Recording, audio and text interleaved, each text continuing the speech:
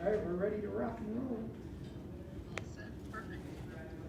We would like to welcome the 2021 Wyndham champion winner, Kevin Kisner, to the virtual media room.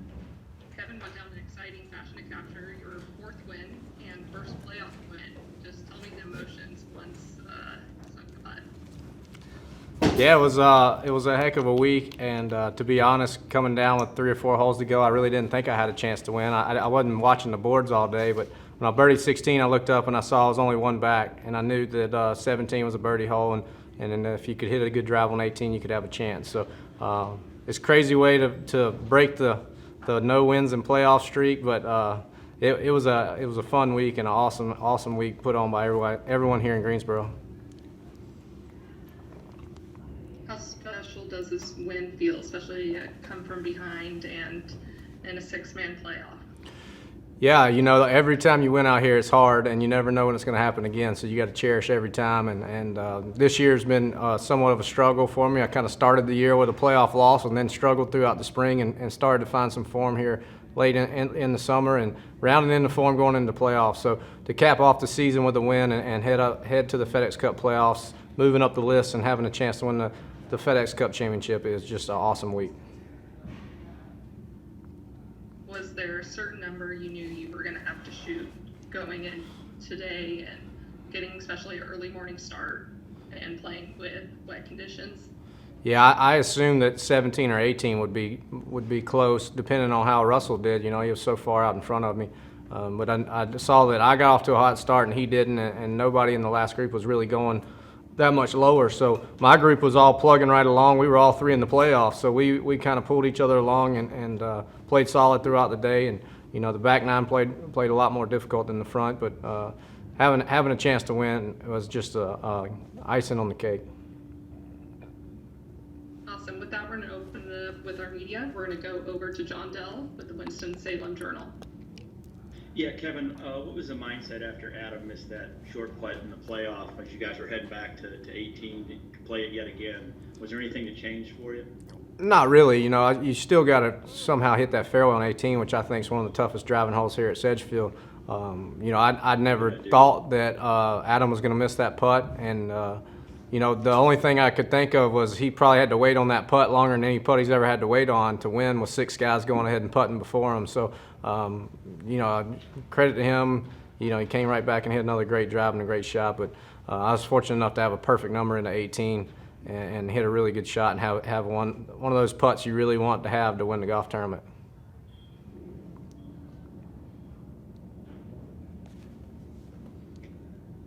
And now we'll go over to Amelia with golfchannel.com.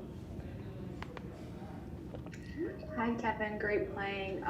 You just mentioned this, but in a 6-way playoff, there's obviously a lot of time to think between shots.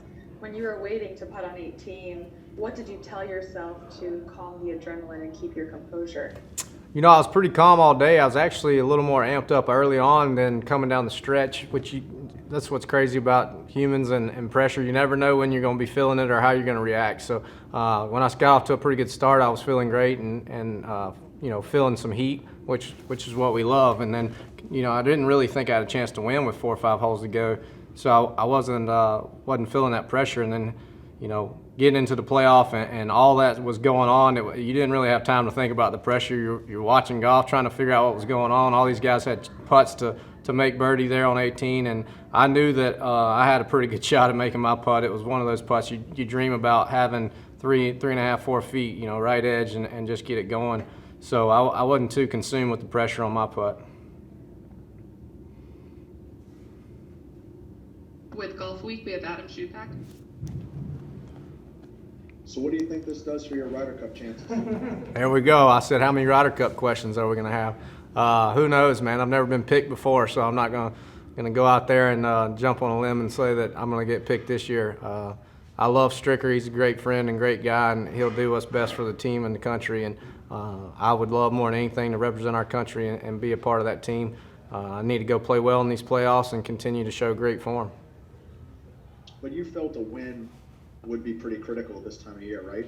Yeah, I mentioned it yesterday. I felt like I needed to win this week and next, or at least win this week and play well in the next few. So my game's rounding into form. I'm looking forward to the playoffs, and we'll just see how the cards play out. Thank you.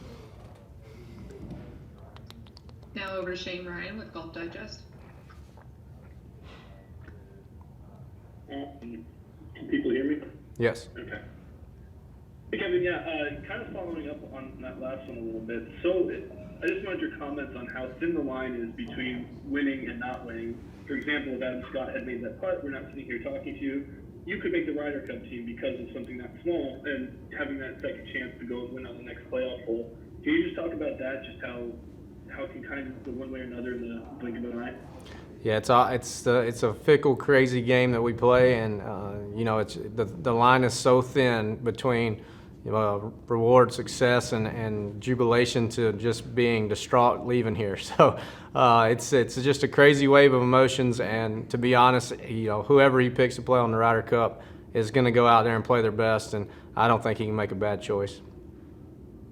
You've always had such a strong match play record. You've been really good at it, so it's always been a little strange that you had never won a playoff and the chances you've had. Does it feel good to kind of now sort of have that monkey off your back? Well, my caddy reminds me that I won a playoff to get into match play against Ian Poulter, like when the year I won. So he says that I'm 1-5. Everybody else says I'm 0-5. Yeah, for sure. I told him when we were going out there, I'm like, we're not really increasing our odds to winning this playoff too much with 6 guys going at it. But just fortunate enough to be in that situation. Anytime you're in a playoff, you've played great throughout the week, and I think I've won 8 or 9 times on tour, not just 4. Thank you.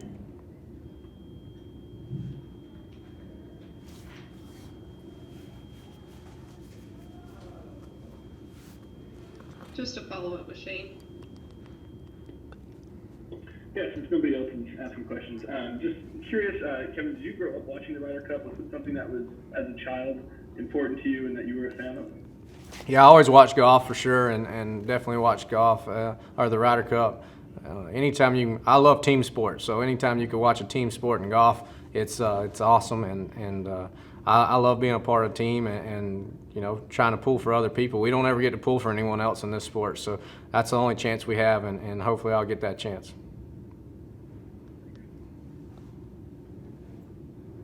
We're going to go back over to Adam Schupak with Golf Week. Kevin, you have such a good record in match play, so do you have a theory on why you had success in playoffs? Because whoever I was playing against made birdie and I didn't. It's pretty simple. I never really gave any of the playoffs away. I didn't, make a big number and was out of the holes, but just wasn't on the right side of the coin flip, so to speak. So I'm proud of the way I've played in all my playoffs, and just wasn't able to succeed. But hopefully y'all quit asking me this question after today. Yeah, we got it now. And then this is a course, would you say this is one of the courses that you felt really fit your game and that you might have a good chance of winning at someday? Yeah, for sure. My record's pretty good here at Sedgefield, and I enjoy, where everybody we got to put the ball in the same place, and then, I love the green surfaces. Obviously, it's what I grew up on. So there's less of those courses on tour than ever, and so when we get to weeks like this, I really have to be on form and to play well, and these are my chances to hold the trophies. Thanks. And one final question. How encouraging has this week been as you're on the hunt to try to make the Tour Championship for the 6th time? What are just big takeaways from this week heading into? Well, yeah, I haven't played great this year, and I haven't been in a great position to make the Tour Championship heading into the playoffs. So I knew this week I needed to jump up the board and lock up, especially the BMW in the second week, to have a shot at Eastlake, and that's a huge goal of mine every year to start the year, and that means you had a heck of a year, and it sets up the following year every time you make it. So you can't win it if you're not there, so let's go keep moving up. That's all the questions we have. As always, appreciate you taking the time to talk with us, and again, congratulations. Thank you, Ailey. Thanks, everyone.